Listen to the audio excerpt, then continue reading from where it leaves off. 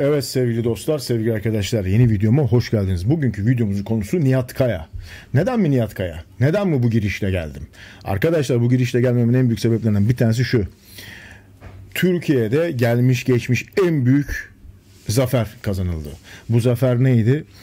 Tabii ki olimpiya statüsünde, olimpiya sahnesinde 212 bodybuilding branşında bir sporcumuz, Türkiye'nin bir evladı, bir çocuğu, bir genci, Türkiye'nin gelmiş geçmiş 100 yılda diyebilirsin, 50 yılda diyebilirsin. Çünkü bir örneği yok.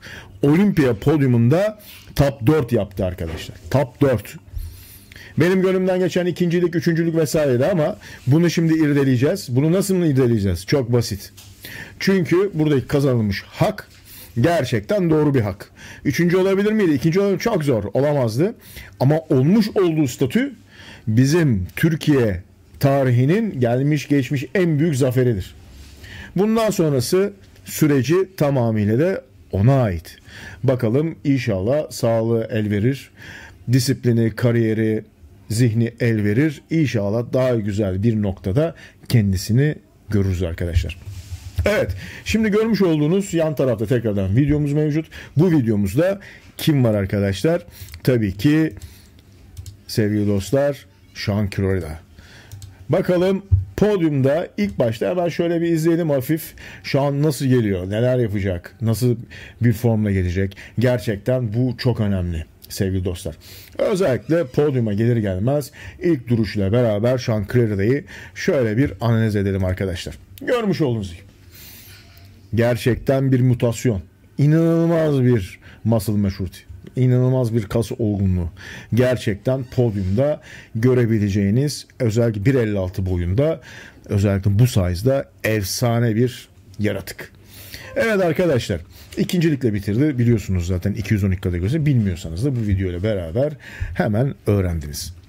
Evet arkadaşlar, ve bu süreçle beraber hemen şöyle ufak ufak biraz pozlarını gözden geçirelim. Özellikle vermiş olduğu pozla beraber back double biceps'te özellikle iç bacak, arka bacaklar, glut, özellikle ön bacak patlaklığı, latlar, bel altı, trapezler, middle trapez, 3 omuz başı, triceps, biceps, forearm, ön kol, inanılmaz muazzam bir detay söz konusu.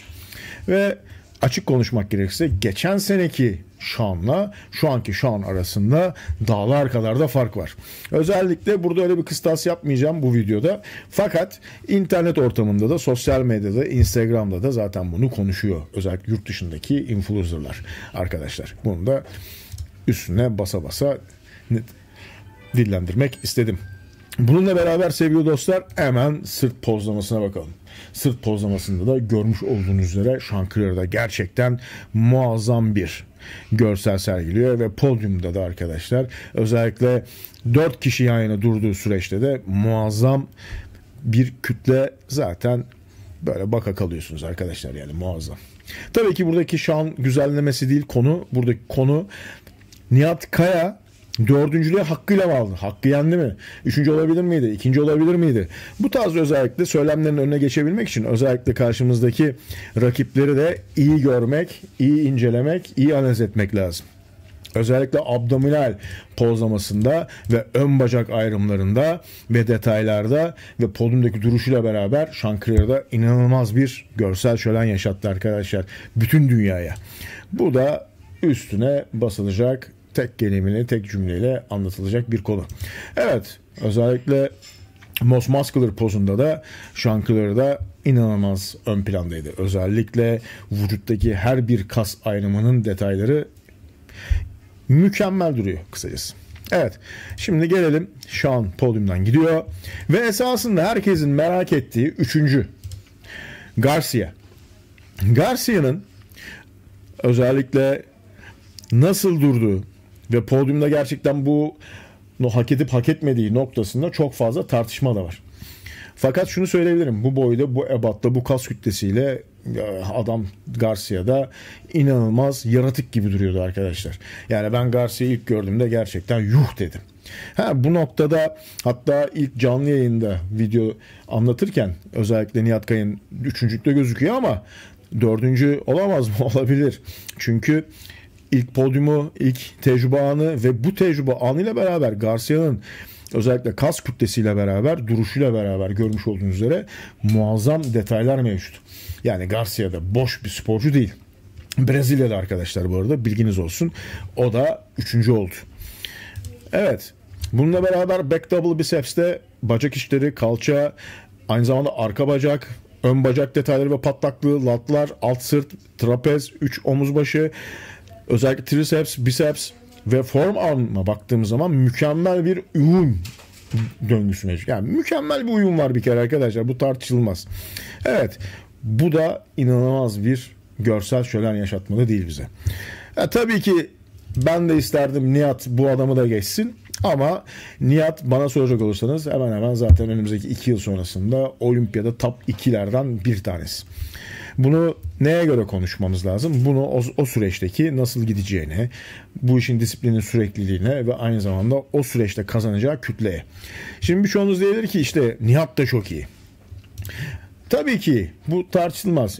Bu arada Keon inanılmaz bir formla, inanılmaz bir görselle podyuma geldi ve bu podyumda inanılmaz bir şölen yaşattı. Ve podyumdaki en iyi bodybuilder'dı. Yani şöyle söyle, en ufak bir detayda bile önden proporsiyonda, arkadan proporsiyonda, side chest'te, back double biceps'te, abdominalde adamın en ufak bir eksikliği olmadan herkesin içinden geçti. Yani şu podyumda şu adamı geçebilecek 212 kategorisinde adam yok. Öyle söyleyeyim ben size. Yani önümüzdeki şu an 2 yıl içerisinde.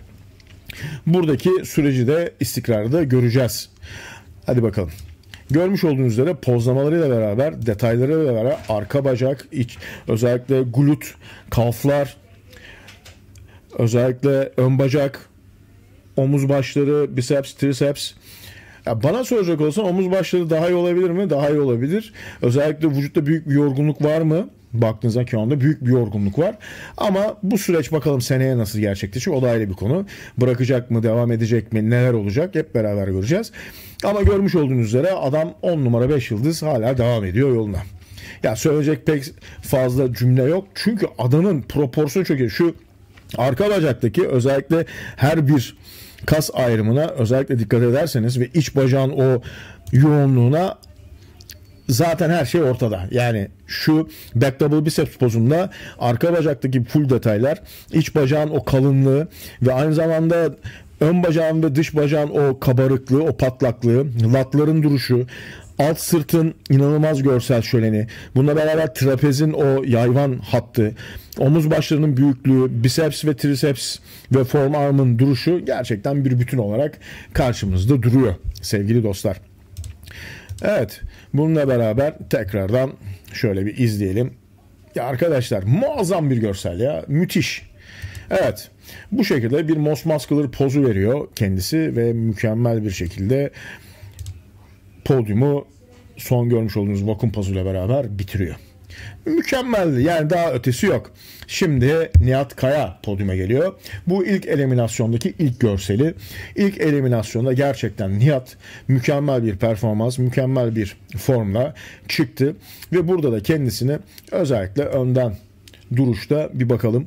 Özellikle latlar, iç bacak, bacak detayları, özellikle omuz başları, göğüs hattı, full proporsiyona baktığınızda inanılmaz bir orantı söz konusu. Yani adam baştan sona orantı. Ama burada özellikle hem dış bacağın daha da hacim alabilmesi, hem iç bacağın biraz daha tok ve diri ve aynı zamanda dolu durabilmesi, özellikle ön bacağın biraz daha size katıp büyümesi, aynı zamanda göğüs hatlarının omuz, biceps, forearm, özellikle ön kolun daha da öne taşınması bana soracak olursanız. Bununla beraber özellikle ön taraftan baktığınız zaman latlarda hiç, yani kanatlarda hiçbir problem olmamasına rağmen kanatlarla omuz dengesi ve biceps dengesinin biraz daha iyi bir şekilde iyi hale gelmesi, bu paketin daha full bir hale gelmesi, buradaki özellikle biceps ve triceps detaylarının daha fazla ön plana çıkması gerekiyor. Omuzun da bir tık arkada kalması gerekiyor.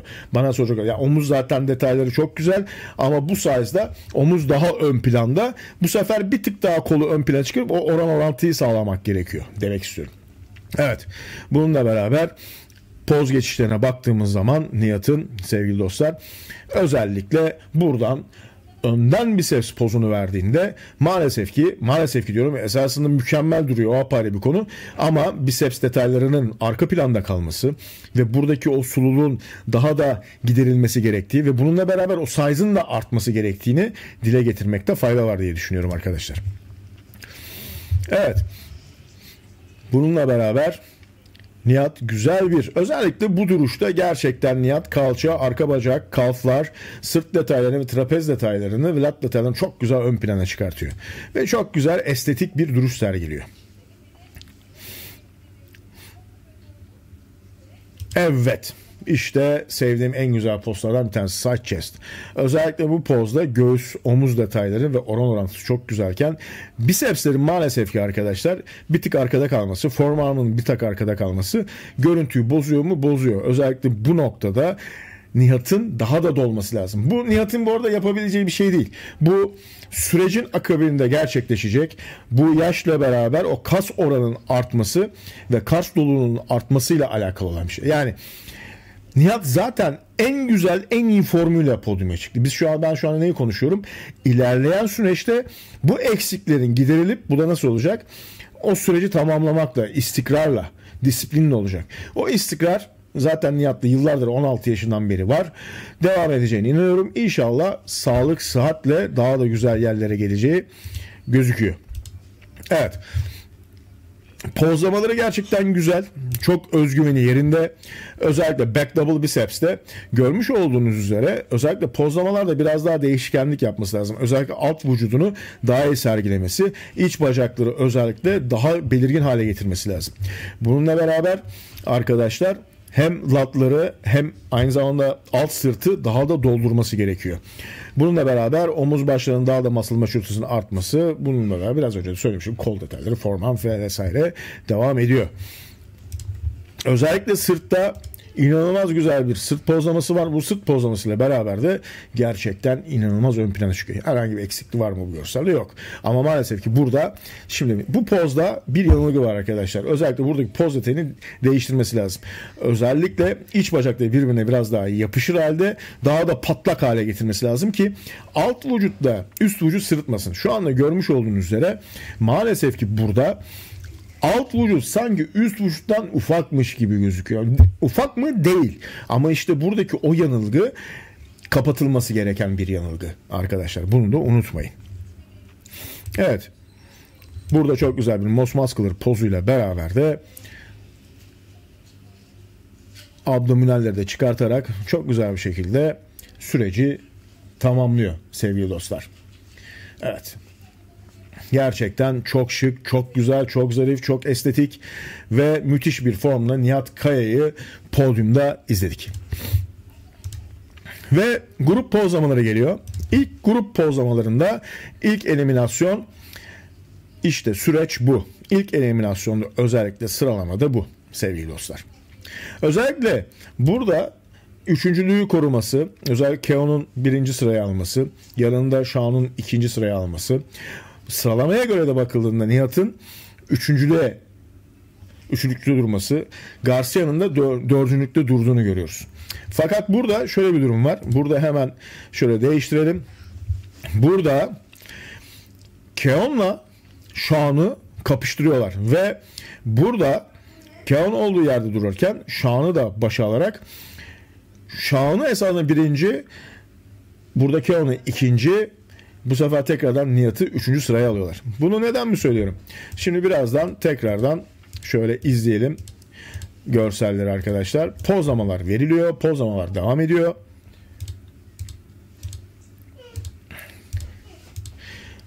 Tekrardan pozlamalar devam ediyor arkadaşlar. Görmüş olduğunuz üzere. Ve bu şekilde bir sonuç elde ediliyor.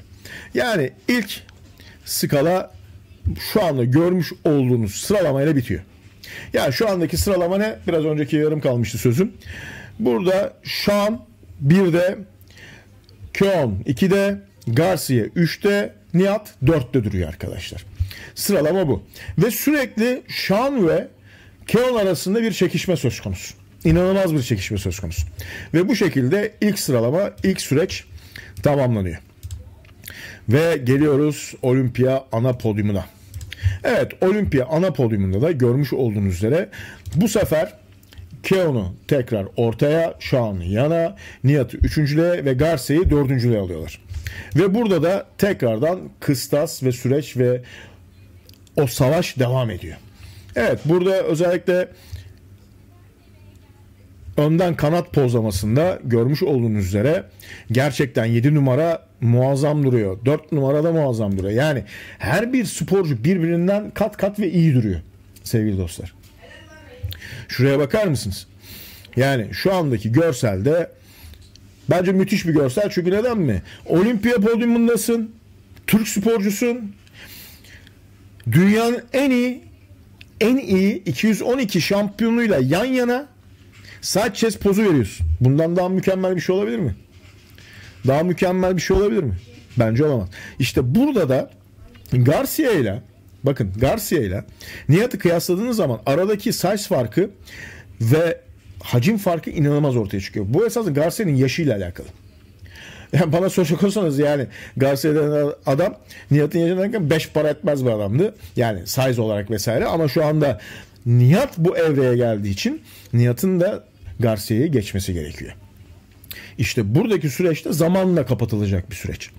Ama burada gördüğünüz üzere, baktığınız üzere şu anda gerçekten Keon birinci, Shaun ikinci, özellikle Nihat'ı üçüncüde konumlandırıyorlar ve Garcia'yı dörtte konumlandırıyorlar.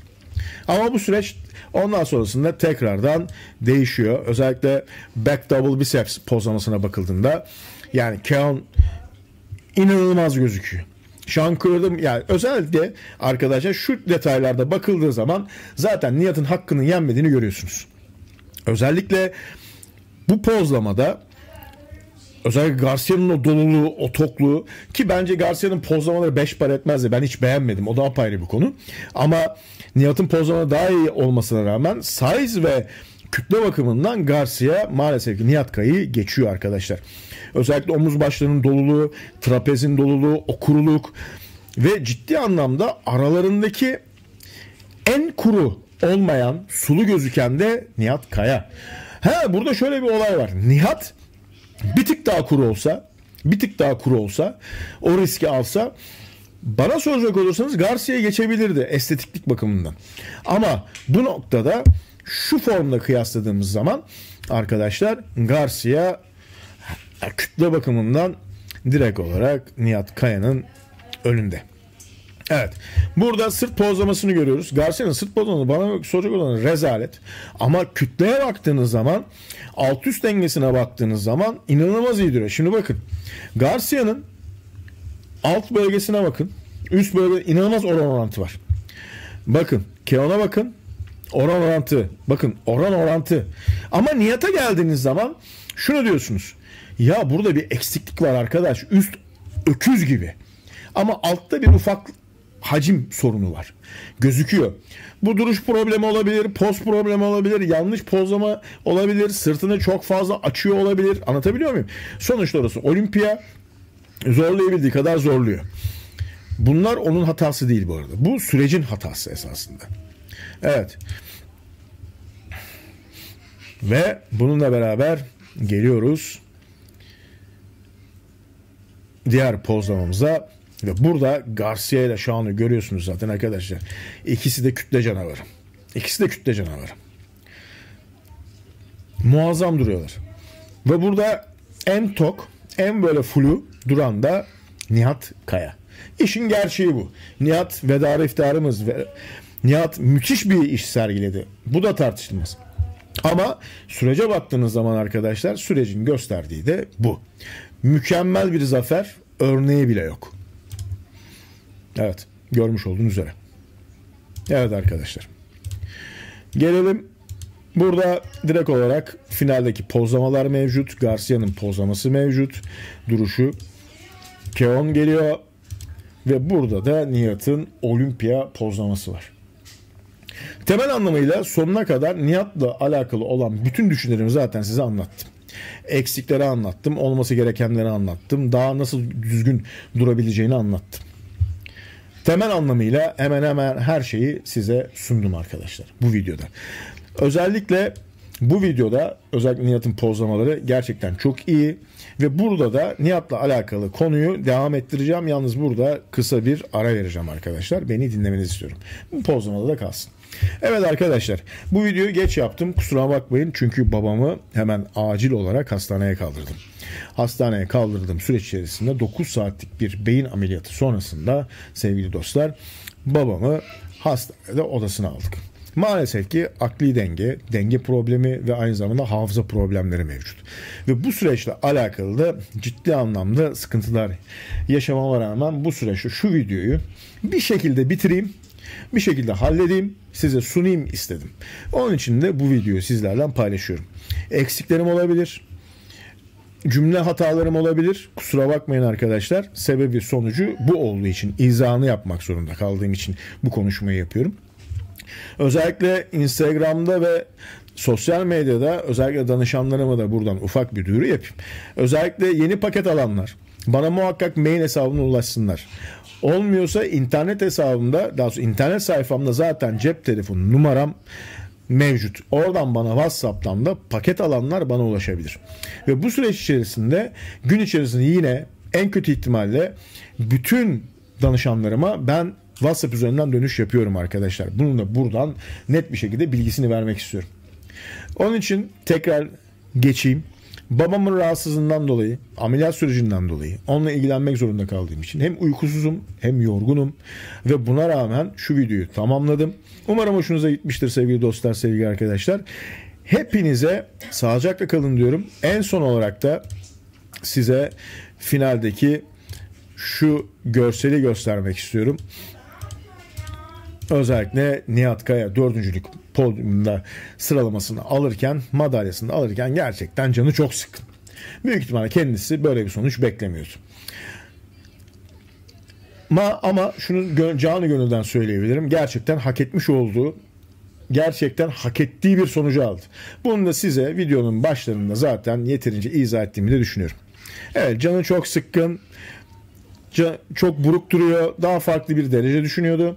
Ama şu anda almış olduğu o derece bile mükemmel bir derece arkadaşlar. Yalnız şunu söylemek istiyorum. Videonun en başında Hadi Çopan, Dino, Big Ramy bunlar ülkelere nasıl karşılanıyorsa, kendi komiteleri tarafından nasıl şahşahlanıyorsa Nihat'ın da gururla temsil edebiliyor. Devletin bu noktada ön ayak olması gerekiyor arkadaşlar.